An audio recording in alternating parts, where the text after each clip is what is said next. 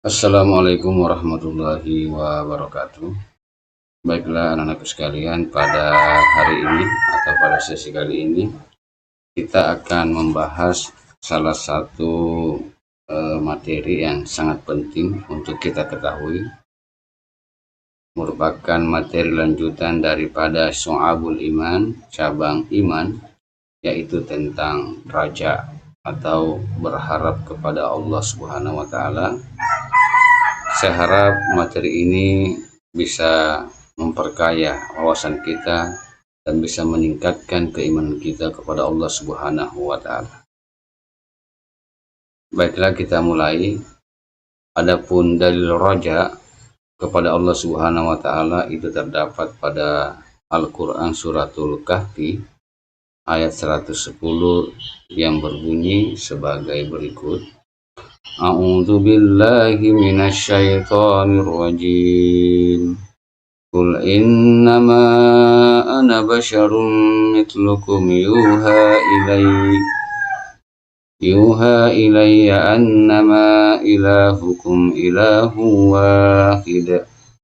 Faman kana yarju liqa'a rabbih falya'mal 'amalan shalihan wala yusyrik bi'ibadati rabbih ahada. Katakanlah wahai Muhammad, sesungguhnya aku ini hanya seorang manusia seperti kamu yang telah menerima wahyu bahwa sesungguhnya Tuhan kamu adalah Tuhan yang Maha Esa. Maka barang siapa mengharap pertemuan dengan Tuhannya, maka hendaklah dia mengerjakan kebajikan dan janganlah dia mempersekutukan dengan sesuatu apapun dalam hal beribadah kepada Tuhannya. Kemudian ayat ini diperkuat dengan salah satu hadis Rasulullah SAW yang diriwayatkan oleh Imam Tirmizi yang berbunyi, An Syaddad bin Aus radhiyallahu anhu anin Nabi sallallahu alaihi wasallam qala Al-qaisu man dana nafsahu wa amila lima ba'dal maut wal ajiza man atba'a nafsahu hawaha wa tamanna 'ala Allah, rawahu Tirmizi. Dari Syaddad ibn Aus radhiyallahu anhu dari Nabi sallallahu alaihi wasallam, beliau bersabda, orang yang cerdas ialah orang yang mampu mengintrospeksi dirinya dan suka beramal untuk kehidupannya setelah mati. Sedangkan orang lemah ialah orang yang selalu mengikuti hawa nafsunya dan berharap kepada Allah dengan harapan yang kosong.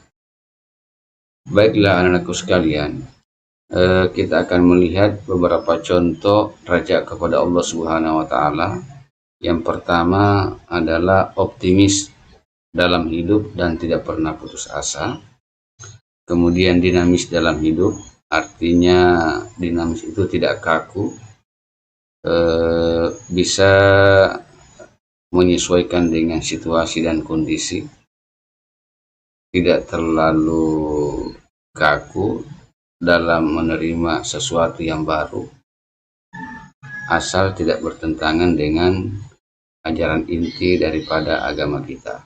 Kemudian yang ketiga, itu kita diharapkan berpikir kritis dan maju untuk masa depan. Kemudian mengenali kelebihan dan kekurangan diri, ini adalah salah satu contoh raja yang bisa diharapkan dari diri kita sebagai pelajar. Kemudian melakukan sesuatu kebaikan dengan niat hanya karena Allah Subhanahu wa taala. Adapun manfaat raja kepada Allah Subhanahu wa taala, tentunya yang paling utama adalah kita akan terhindar dari perbuatan syirik, yaitu menduakan Allah Subhanahu wa taala, karena kita akan selalu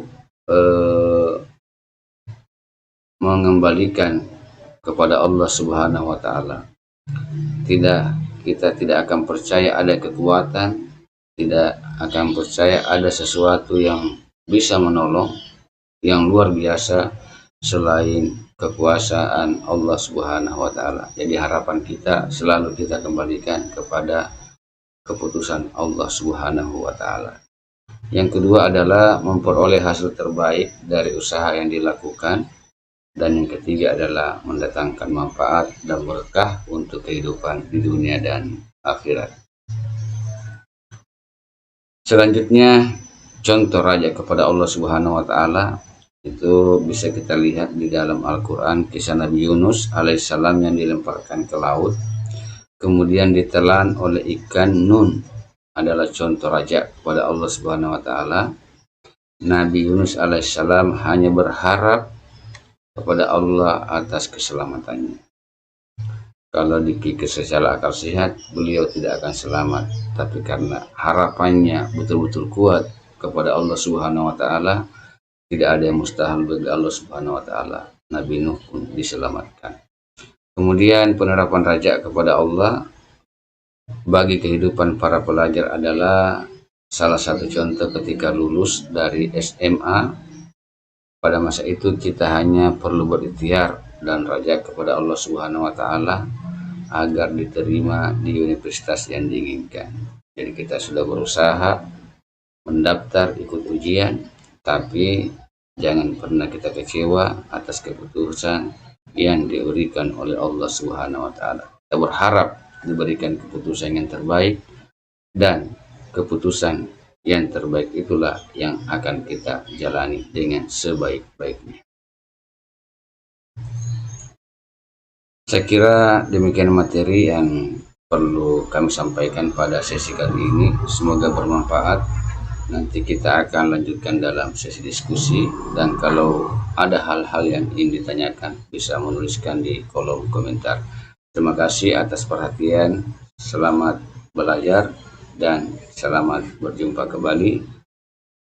Terima kasih. Wassalamualaikum warahmatullahi wabarakatuh.